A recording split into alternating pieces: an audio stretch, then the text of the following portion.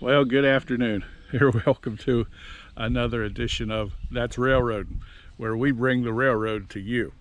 So, you guys recall back in January, for some of you guys, we've had a lot of new subscribers since then, and I do appreciate all the new people and welcome.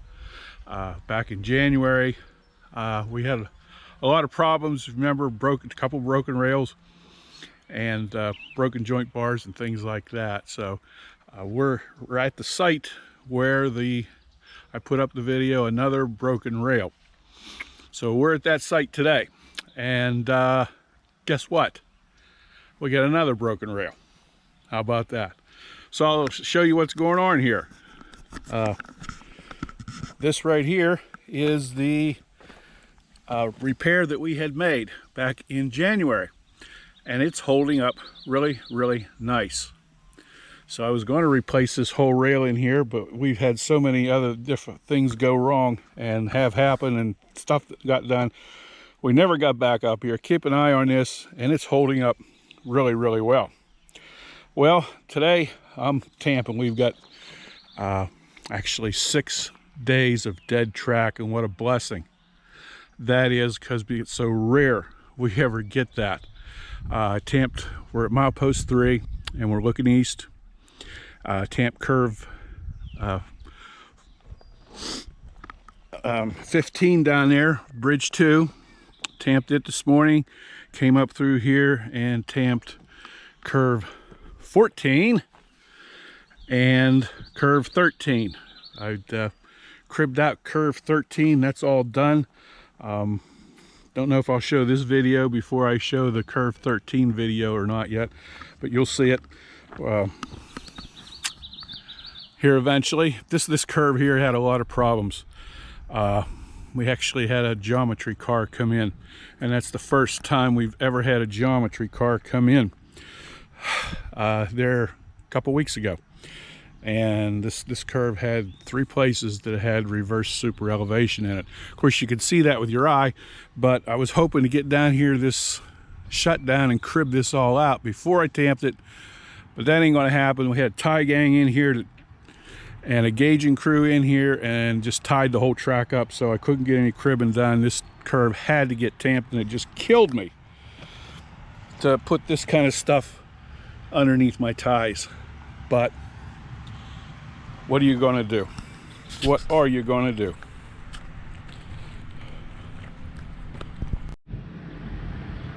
Okay, I had to get off of there for a few minutes. The regulator came down here and broomed this off, so we're going to change this rail in the morning.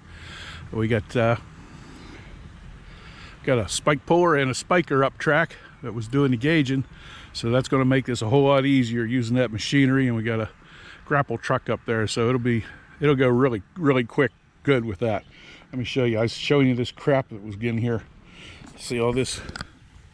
This is just, and I got to tamp that, and it just kills me to do that.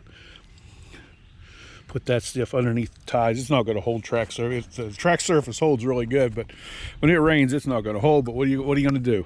I was going to crib this out, but I forgot what I told you in the last section. I was going to crib this out this week, but I couldn't because the track was all tied up. So here's our break.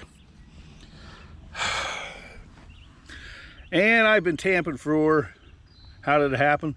I've been tamping for 18 years. And in 18 years, I've broken, this is my 7th rail I've broken when the jack beam clamps it. There's a little weak spot in here. You can see right here. This was a weak spot. This didn't look real good when we rode over it anyway. It's a little flattened right in here. This weekend when the jack beam clamped it, picked it up, it just broke. You guys break rail. No, it doesn't take a whole lot to break rail, actually.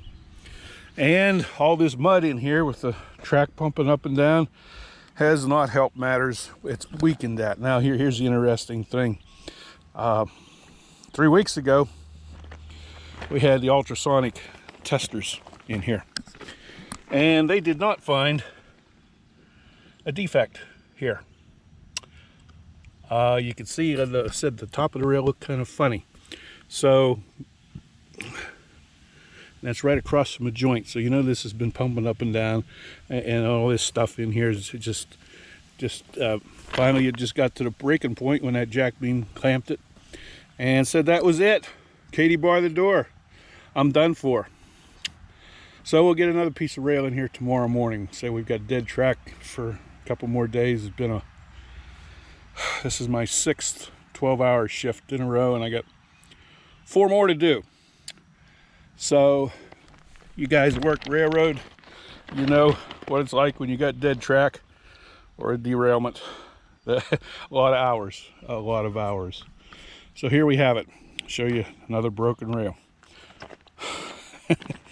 And tie's going to get, I hit this tie. When this was full of coal, and when he filled, we had a bunch of ties put in here. Here's a brand new tie and a brand new tie, and had to pull all these sides in to fill this in so I'd have something there to tamp anyway. And it was just black. I had an awful time seeing the ties. So I hit that one. It's really needs just to come out of there. It's just too close to the spacing. So okay, that's where we're at, and it's hot. It's really hot, and today ain't too bad. It's 88. It was 90 the day before, 90 the day before that, and obviously this is the week the air conditioner in my tamper decided not to work, and the guy that was supposed to come out and look at it never showed up. So I took my heat gun to work, and yesterday at 10:30 in the morning the outside temperature was 87, and the temperature inside the cab was 99. So at 11 o'clock I said that's it. And they don't put that air conditioner in that tamper for my benefit. That air conditioner is in that tamper to keep the computer cards cool. Those are old cards, and if one of them goes bad, they're almost impossible to find cards. So, oh, here we go, another day on the railroad. Another day on the railroad. If you guys look way up there on top of that hill, you see that wall? That is a compressor station for natural gas, if you can see it from this far away. Okay. Curve 14. And said I don't know how long this track surface is going to hold with all this junk in it. I'm going to keep cribbing. I have to, because this will just never hold. But when I'm going to get time to do that, we'll find time sometime. Always something to do on the railroad. Okay, we're going to sign off, and thank you very much for watching. And so broken rail is not something that a lot of people get to see out here. I know all you MOW guys that watch this have seen this. This is no big deal, but we got a pretty varied audience now, and this is something I thought you guys might like to see. Okay, I'm off. Okay, we're back here. I wanted to show you the follow-up. Yesterday we had a spike puller and a spiker off of the tie gang. Was able to come down here, and we had a grapple truck, so we went ahead and changed this stick of rail. See the broken rails down over here. He didn't clean it up yet. He had to pick up a load of ties going back, so he didn't put these on his truck. But got this. Here's the final finished product. Looks pretty good. Nice, pretty good piece of relay rail here. So this is the, and right here's where it broke. So he put a new tie in here. That, remember that one tie? It was all together and rolled over. Put a new tie in here and got rid of some of this mud. So it's looking pretty good. We're back in business. We're back in business. Going to be heading up here. Just stopped on my way up through. I got a lot of tamping to do today, and I thought I'd give you the final product. Have to dump a little rock in here, but that's okay. We'll get it. All righty. This is railroading. Okay.